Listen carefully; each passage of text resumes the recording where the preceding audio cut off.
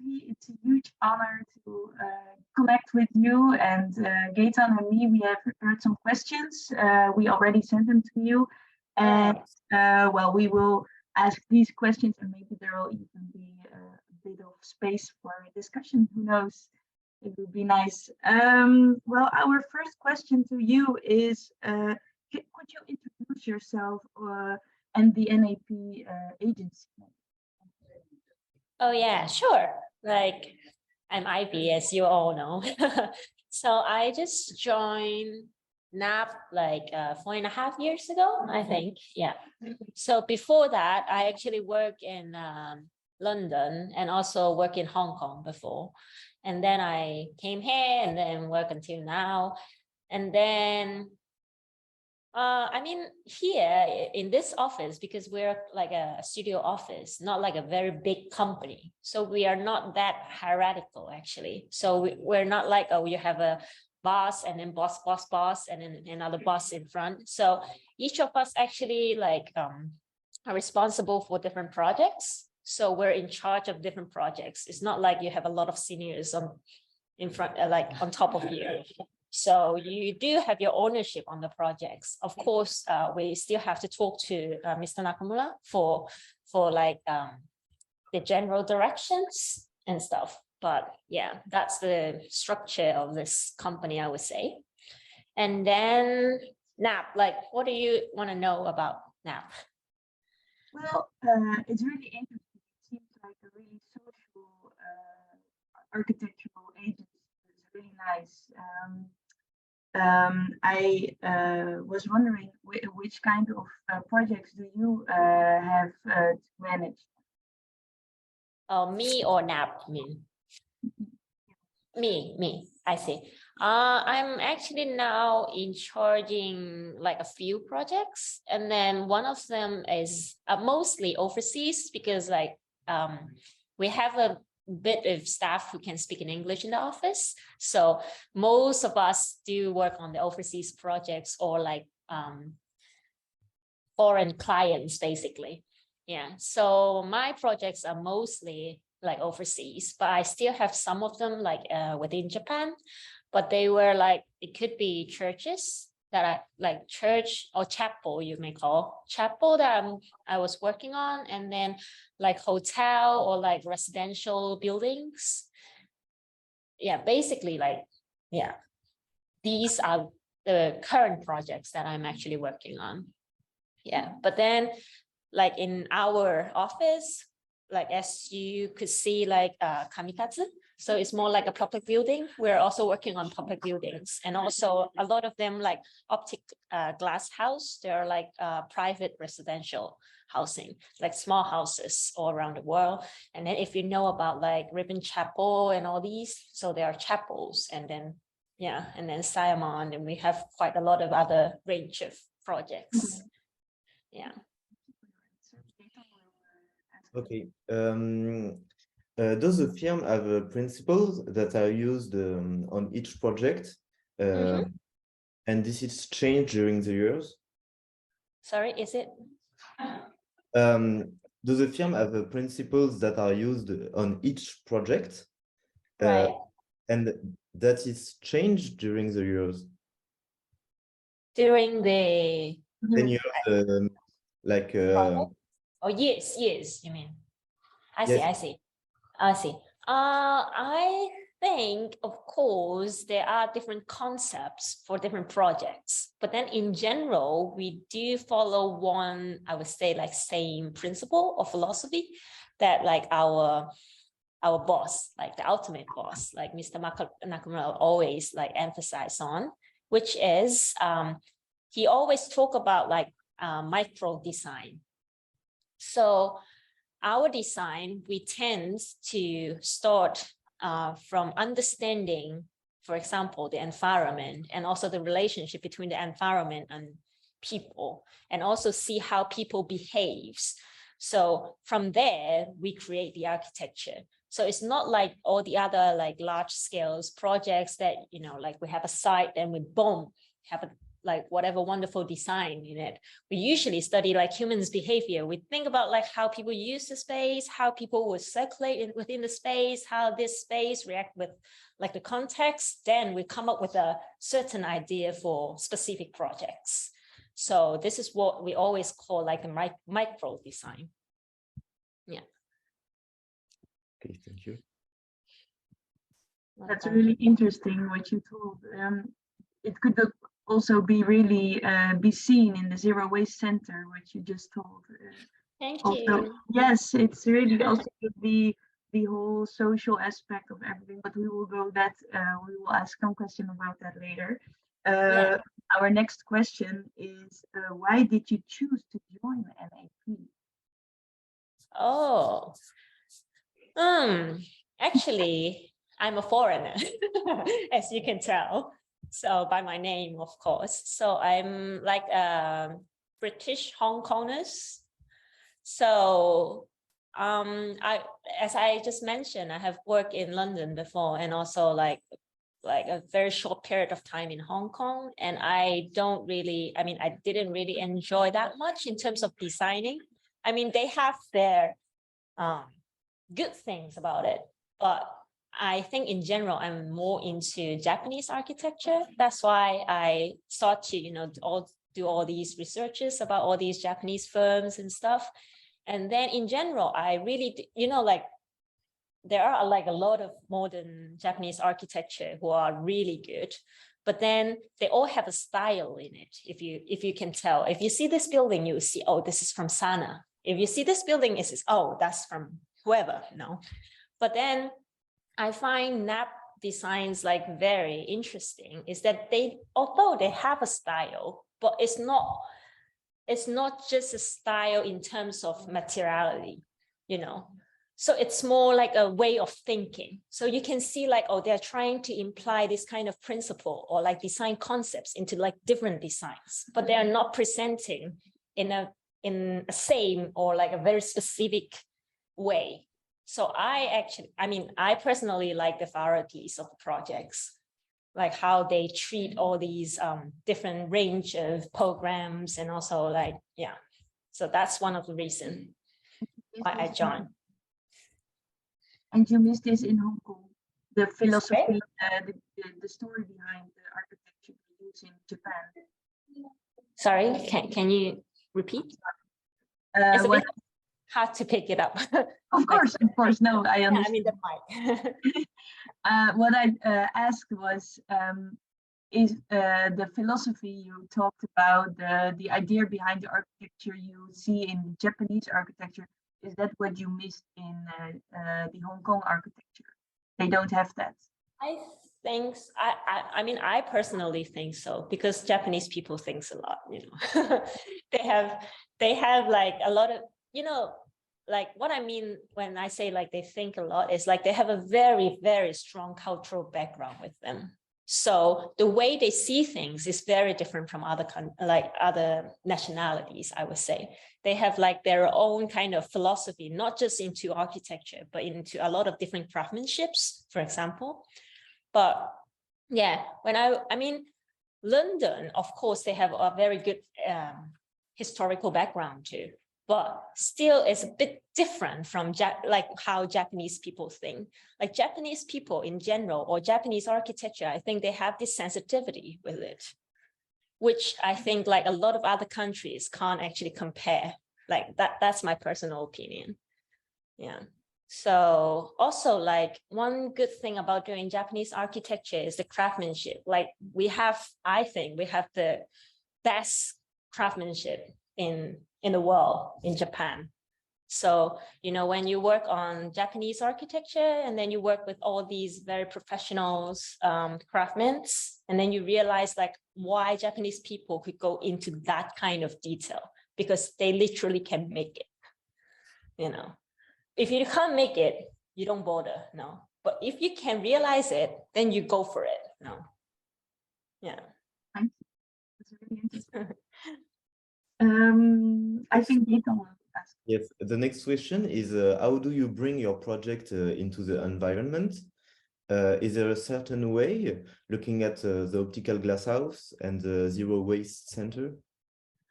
Right. I think like the two projects, it's actually very different. Like let's say the Zero Waste building is actually a public building, no? And then there is also like a purpose behind it, like why we're building it. So the intention of building it is already about the environment, if you know about the story behind Kamikatsu. So there is no way that we can build a building which is not related to the environment, actually, because that was the origin of the entire project. But for the optical glass house, I think this is a bit how do you say, like there is a small background story about it. It's like the client is actually a doctor. So you can imagine like when he was doing all these surgeries and stuff, there is always this like beep, beep, beep noise coming from all these machines now. And then, so when he comes to us, we were thinking like, we really want to provide like a very like a silent kind of environment if we're trying to build a house for him. So we're thinking like, how can we actually provide like such kind of like whatever you call like oasis or whatever, especially the site is actually one of the most busiest street in Hiroshima. So then we think about like, oh, we should actually make use of all these environmental means to the design in order to achieve that goal. Yeah.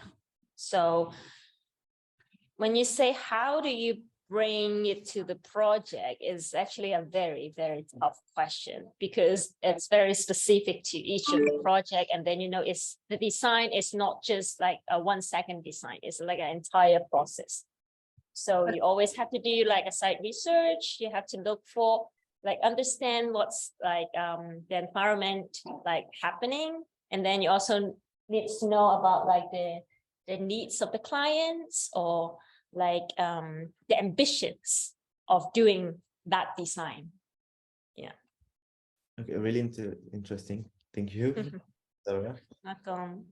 But I do think there is some kind of relationship between these two, because, well, of course, they are very different clients, of course, but the philosophy that you told about Nakamura really thinks is very important, comes back in both, as you said, that you are designing with the fact how they live, trying to make a nice environment for the doctor, that they not have a lot of beeps. Right. But as the same for the zero waste, the fact that you really try to design for the people, for the community, for the zero waste. It's right. Really, the relationship, I think, is in there. Thank you. Yeah, I think the same too. Like in most of the projects, we really do try to understand how the users would use or would want to use the building before we design everything. So yeah, you're right. Yeah. You don't, well, maybe I can think about something now, but in the Netherlands or in Europe, you don't see this kind of way of designing very much. It's really refreshing, really interesting. Yes.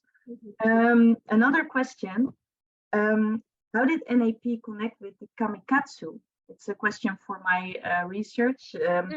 I was very wondering what was the relationship between NAP and Kamikatsu? This is actually a very interesting question, because I mean, because this project to us is actually very unique project. Like I would say, like most of the project, you know, the relationship between the clients and the architect is like there is a client, and then they want to build something, and then they come to you and tell you that they have this request and want you to build something. But then in this project, it's very special that we are actually the one who approached them, telling them we actually want to build something for you. So the story is like we actually have another client we have another public, like a cafe kind of project, which is very similar to this zero waste center projects in Kamikatsu. And then after we built that, and then we realized like how good this place is. And then if you know about all these recycling stories, and then how good these villages are working on all these environmental means. And then we think that looking at the existing, like the old trash station, and then we realized that, oh, it's such a waste, you know, like there has a lot more to propose, like to promote to the world. And then we think like a good architecture can actually help promoting Kamikatsu and also the living style of these villages. That's why we actually go and approach to like the city, and also approach to the like citizens there, and then tell them like we have this proposal in our mind and we actually want to try building something for you guys. Yeah, that's a very unique project to us. Was it as a charity? Sorry? Was it as a charity? Sorry? As a charity, was it given?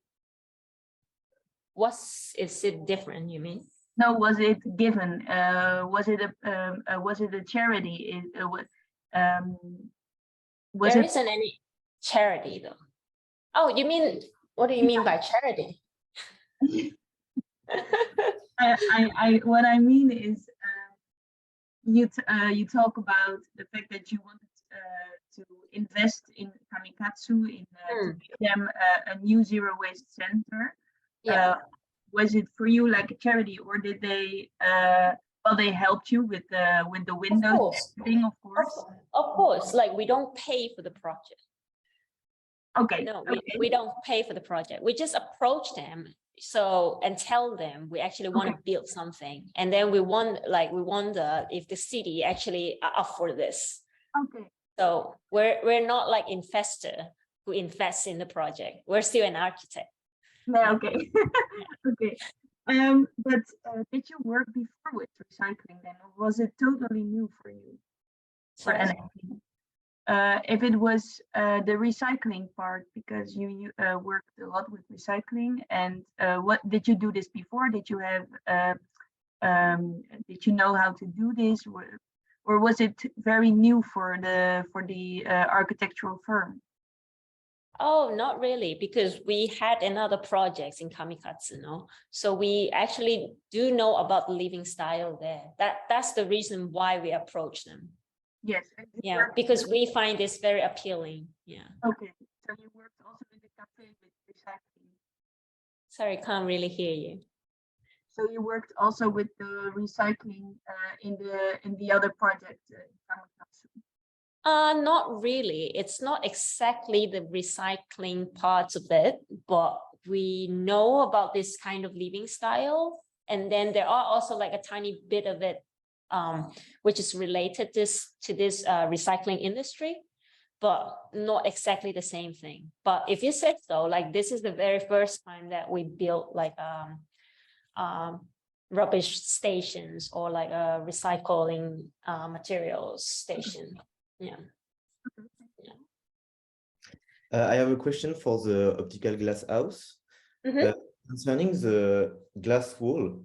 Why did the firm make wall with completely transparent bricks, but the result is completely opaque? And was it the original request of the client?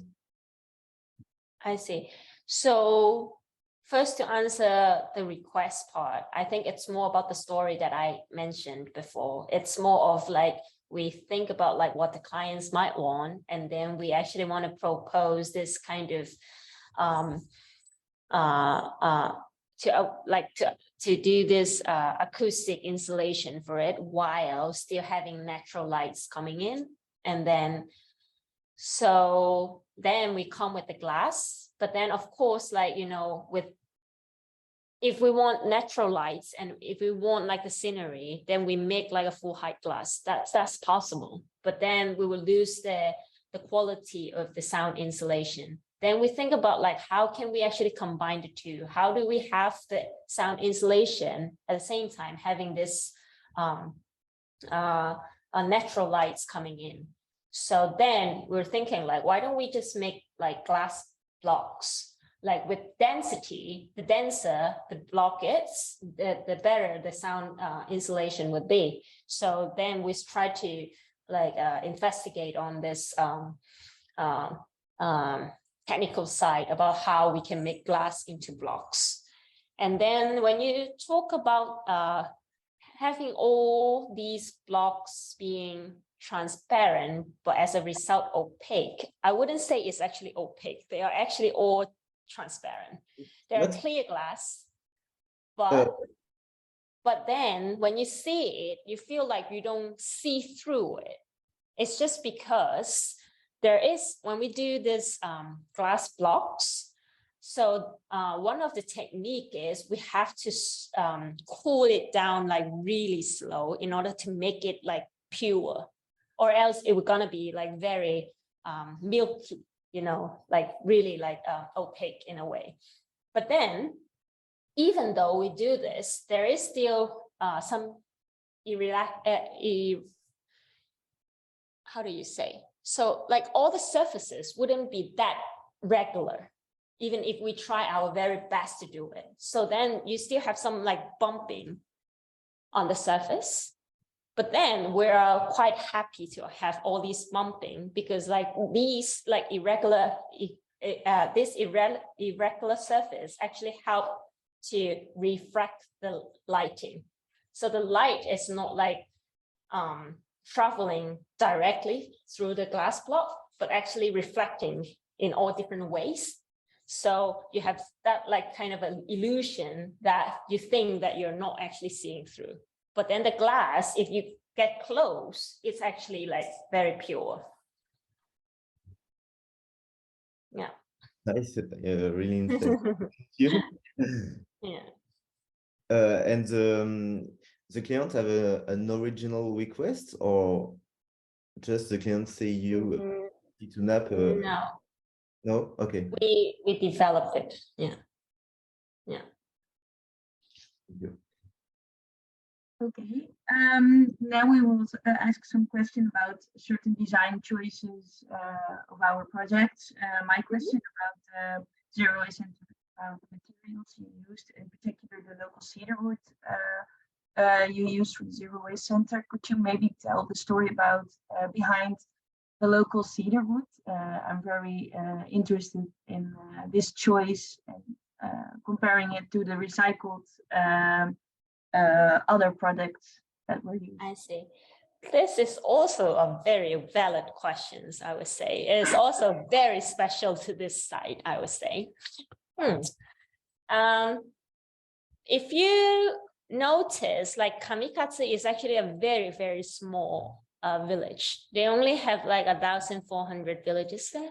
And then you might not realize, but then they are actually encountering this aging issue. Like people is actually moving out away from the village. So people who stay there, they are like more elder in a way. And then also because we have all these artificial forests in all the other countries. And then sometimes import wood is actually even cheaper than local woods sometimes. But then in Kamikatsu, we actually have quite a lot of artificial forests. But then the problem that we encounter in Kamikatsu is, since the industry, the forest industry in Kamikatsu is falling behind. So then within that artificial forest, like they grow crazy, you know. When trees go crazy, there would be a problem. Like a specific, like, how do you say? A cycle is needed to keep the soil in a good condition. So if you have all these trees go crazy without like getting them off, because they're artificial, you know, these forests are not like natural. And then comes with, you know, dangers of like the mountain being like falling apart, and also like the land could get really dry, and then the trees wouldn't like grow healthily. So then we were thinking, this is actually a chance, like a good chance that we can use part of the artificial forest, and then they have this cedar wood in it. So if we can use it in the project, we can actually help one thing, like to renovate the forest itself. The other thing is to boost up the economy and in the village itself. So this is like two of the reasons why we actually choose to use cedar woods. Okay. Yeah. It's really interesting because every time I read it, it was like I read about the fabric that was running bad, but I never read the fact that it's actually that it was bad for the forest, that there were so many trees. Yeah. So it is actually. Yeah. So you really Yeah. into the ecosystem, as I understand. Yeah. So we're thinking like in terms of constructions, we can still be part of that ecosystem. We can still contribute to part of that ecosystem. Okay. And you knew already about how the ecosystem worked when you worked on the other project before the Zero Waste Center, or did you have to do a whole new research? I mean, in general, we do have this in mind. I mean, this is more like basic knowledge that we have. But then when we get to this site, of course, we have like a further study, or like to understand the economy, or to understand like how is there like local materials actually like available there, and then how is the conditions, and then is it a good thing or a bad thing to use it or not to use it, like every site or every forest have a very different conditions. Okay. Yeah. Okay, and you talked about it was artificial, the artificial forest. It was this the cedar wood forest you talked about, of course, yes. And right. Do you know it was in Kamikatsu? But what was the forest? I'm really interested. What was the forest? I don't actually remember the name, but I can check it out and then I can send you email later. It would really help for my research. Thank you. Yeah, sure. And I was also, you talked about it was good for the economical system of Kamikatsu. Could you explain a bit more about that? Ecosystem in terms of economical. Economical.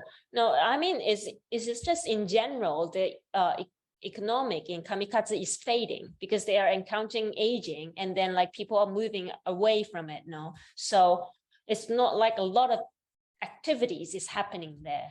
Okay. Yeah. So it can also be with all these import tools. Sorry? So it can also be seen as a social boost. Yeah, we actually think it that way too, because with a good architecture, people might come visit, and then it's a very good chance to promote the village at the same time, bringing like NU to the village itself. Yeah. And did you learn from it after using these this way of designing with the forest? Did you use it maybe in projects later on? I mean, we don't insist doing the same thing for all the other projects. As I just mentioned, like different sites have different conditions. It's not always a good thing if we use it in other projects. So it depends on how that project is and what that project needs, I would say. Okay. Yeah. Well, thank you. I'll give the word to Gaëtan. For the optical glass house, how did NAP conceptualize the location of the gardens and their relationship with the lights and material in the interior of the house and the circulation? So we have two gardens on the two sides. One's on the east, another on the west, if you notice. And then, to be honest, due to the site limitation, there is not a lot of ways to orientate the gardens. So if we want the most, like if you saw the photo, there are like two big buildings on the other side. So it's almost impossible to get lights from the other two sides. So the most like available face would be on the roadside. So that's why we come with this glass block idea. It's like how we can get lights in at the same time doing the sound insulation, because that's like the surface which is facing the main road, which is busiest street, which is the noisiest street. And then, so we started with that, and then we think we can create like a garden to buffer it. So when you're sitting in the living room, you're actually looking to the garden instead of looking to the street, And then also we think about like natural ventilations, and then thinking about like the rear side. So we really hope that like from each of the room, when you look out, you still have a garden in front of you. And then we can also make use of the two garden on two sides to encourage the cross ventilations, and also introducing natural lights from the two sides. So that's the main considerations, I say. Because in the back of the house, we have three little garden for one big garden, because it's not in the same level in the house. Yeah, the whole idea is like we want a garden for each of the rooms. Okay. So all the rooms, when they look out, they have a nice garden, and then they have nice natural lights coming in, and then they have nice wind breeze coming in. So that's the idea. Okay, thank you. Welcome. Well, now we will go on to the topic of architecture as a unique and its unique situations. Regarding the Zero Waste Center, I wanted to ask more about the approach to the project. You told us the Zero Waste Center was a unique project for NAP. And regarding to the recycling process, could you maybe explain more the approach to the recycling, to the way of thinking of Kamikatsu, like that? Recycling process. If you so there is this just a minute. I can show you. Let me share the screen so that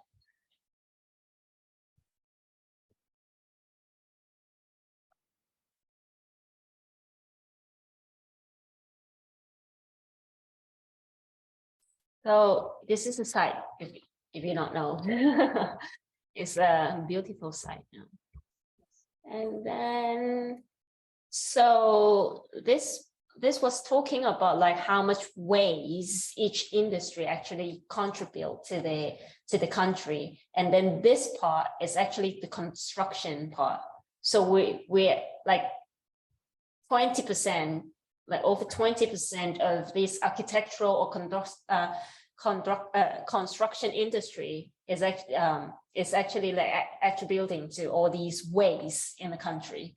So that's one of the starting point that we were thinking, like, oh, if we are to build, how can we build it environmentally? How to build it without waste? So this one is actually the old garbage station. Yeah. Quite different. Yeah. And then, so this is how it the final plans look like. And then we try to think about like the recycling process as a circulation to make it a plan. So you can see like here, these are all like storage for the recycling materials, like with different categories. If you notice, like they have like more than 40, it's like around 45 categories of recycling materials. And this is like the, I mean, I think Kamikatsu is the only one city or village that is doing this categorizations of garbage. Yeah. So then they come, so you can imagine like they are coming in and then they receive the material and then they try to like sorted out, like categorize them, and then they also ended up with this reused materials and then like communication centers, and then we also think about like how so this, let's say this blue line is actually for visitors, and then this red line is for the villages, so we try to separate like the two circulations so that like people who like the villages, when they're doing this recycling thing, like they can still keep their privacy. It's not like you see all these visitors and guests like sitting next to you or walking next to you, and then but all these people would come into here together, let's say. So we have list out like all the categories of what these 45 different categories are. You can see, yeah. How did you come up with the fact that to build a building in the form of a question mark? Oh, this actually comes later. It's not like at the very beginning. So we were thinking about like all these circulations, and also like, this kind of junction is very busy. And we were thinking like it's better to have an approach here on the quiet side. So then, considering all these recycling process and how people move around it, and then we ended up with this shape. And then we also have like, but then we don't have this yet by that time.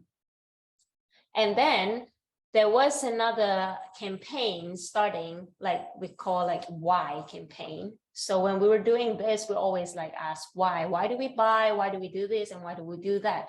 And then when we do like all this planning and we actually need another hospitality here. And then we were thinking, actually from aerial view, we can actually make it a question mark, and it's more like symbolic in a way, and you don't even notice when you're in there. It's only when you're far from it, then you see this. So this doesn't actually come with an intent. It actually comes later. Yeah. Okay. But you also, to keep on the topic of the recycling party, try to connect the villagers by giving them an opportunity to work with you on the project by, how to say, giving you the windows of their old windows. Yeah. That was a really like tough process. Yeah, I can imagine.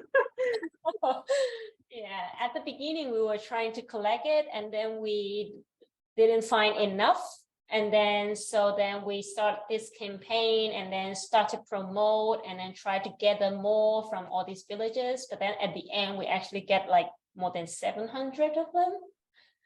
Yeah, so it was like amazing, I would say. Like imagine like the population with only 1,400, and then we can actually collect like 700 of this fixing. Yeah. Did you also get other things, or was it only the windows? Oh no, like all these furnitures, if you see it, we have a lot of tiles. These are all from the abandoned buildings. And then if you see from other, I don't know if I have,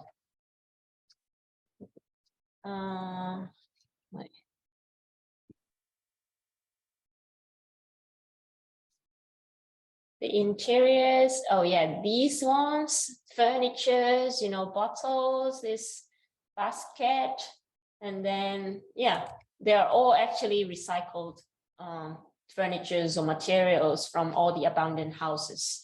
And this is also from one of the, I think it's the old city hall. So this wall is the old city hall wall. So we just tore it down and then make it here. So you can actually find like quite a lot of recycled, not just materials, but actually furnitures, tiles and stuff here. And then one of the things we're trying to create is we just want this to be like a place where, or when all these citizens or where these villages gather, and then it's it can remind them about the memories they have or the time they have back then, if you have looked into some of our like publications or stuff, we always said like, oh, this is one of our aim to like, if one of us can come and then, or one of them can come and then talk about OC's story, like, oh, this is one of the wardrobe that I have been used before, and then this is one of the school desks that I have been used when I was in secondary school. I think this is more kind of like a storytelling, and then this is a very right location to gather all these memories. And yeah. Was this idea at the beginning of the project, or did this develop during? Of course it got developed, but then I think we do have this kind of thoughts at the very beginning already, because we were thinking like to use all these recycled material. And what's nice thing about this recycled material is like, because they're not new. Since they're not new, they have stories behind it, no? Really beautiful. So you could really say the social aspect was had a huge impact on the design, actually. Yeah. Yeah, okay, well, thank you. I give the word to Gaëtan. So for the optical glass house and the plant in the garden, were there any particular plant used on the garden? Because the conception of the house and the minimal light inside the house. Actually, I am not very sure about what exactly those species are, but we work with a garden designer together. And then, of course, like few of the major concerns would be like, we don't want like species that like with a lot of fruits, let's say, because that will like attract a lot of insects, and you don't want insects in your home, let's say. And then also, you know, like tree, like species with a lot of blossom might not be a very good choice too, because it takes away the how do you say, like species with a lot of blossom, they have too much characters to it, let's say. So it kind of takes away the, how do you say, quietness of the garden, you know. It's like too busy happening, and then you're seeing it every day, you know. You might get tired one day when you see all these like blossom in front of you, you know. So we want something more natural in a way, or more neutral, actually, you know. But that's some of the major concerns that we have. And of course, we want something that would change with the seasons, you know, so then you can feel the season with the species. And this is the way of living of human, plants, and animals, and the principle of coexistence between lead the two designed, and how the design of zero waste and the optical glass house. I think this is more answered like already, no? Like the entire design, how we think about the needs of people, and then, you know, just that we have talked about all this like economy, or also this recycling process, you know, all these are taken into account, you know. The animals were also taken into account in the zero waste center. Animals, that's an interesting question. I mean, not yet, maybe. Not yet that we come with a site that have a very importance with the animals. Yeah, but I think waste can attract a lot of animals, a lot of insects as well. But I read that the zero waste center was really airy. I don't know how to say, so the smell won't last. Yeah, but then this is also because of a very good living style that all these villages has already have. you know, like when they bring all these garbage to the center, it's already all cleaned, you know. So, so I mean, they are still garbage, but it's not as dirty as you thought. Yeah. Yes, so there is already not so much smell. I would say so, but still you can see like they're all like semi-outdoor. We don't try, you know, like all these storage spaces. They are all, as you said, like there are natural ventilations going in. So it shouldn't like trap that smell that much. Yeah. Yeah. Okay. Okay. Hmm. Thank you. Well, we already have asked our most important questions, actually. That's good. Really good. No. We did have some secondary questions, but they are the first question about that is actually already a bit answered. It was about the most important design points for NAP, but if I understand correctly, it's the philosophy about really knowing understanding the environment and how the people behave. And for materials, it's always different, because it's always a different kind of project, and you always have to really calculate the whole environment of your projects. Am I right? Yeah, I think so. Okay. But yeah, the material is also, I think, is a important part to us too. You know, like what kind of material is best used for this kind of project, for example. So we try to, you know, kind of think out of the box. Let's say the glass blocks is actually the same thing, no? Because we actually want to provide a view, natural light. That's why we were thinking like we should use glass, but glass might not be the right materials for sound insulation. So what can we do from a glass?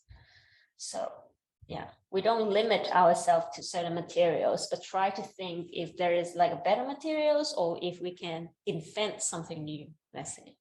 You also look at the surrounded buildings, if there are any, what kind of materials they use, or isn't that a really important part for NAP?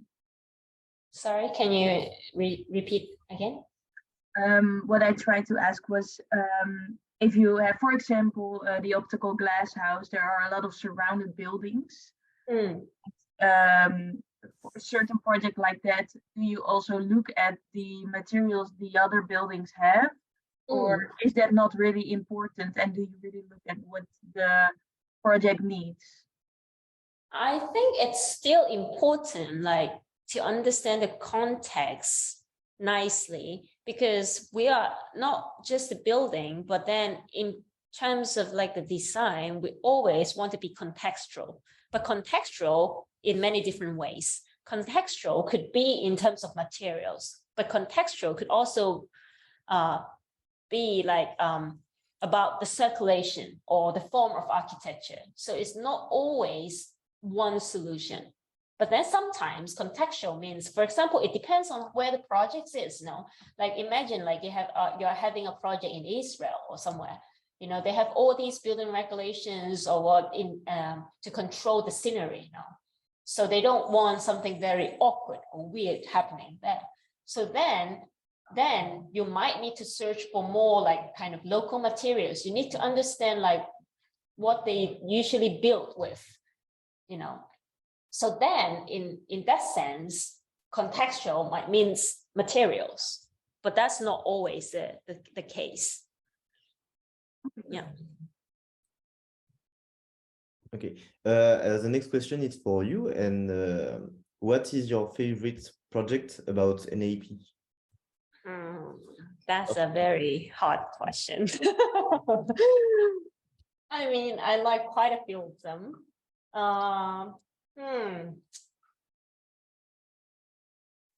But if you know, there is a Sayama chapel. You might not know about it. Let me show you. I think that's also one of my favorite.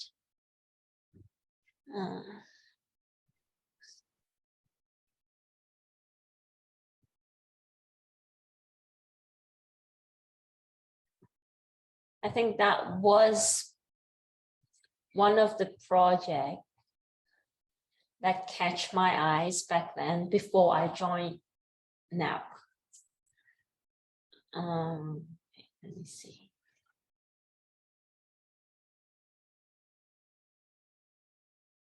Oh, this one.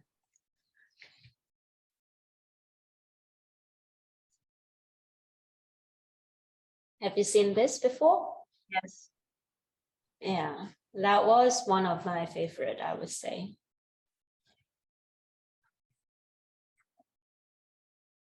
It's a very simple, small chapel.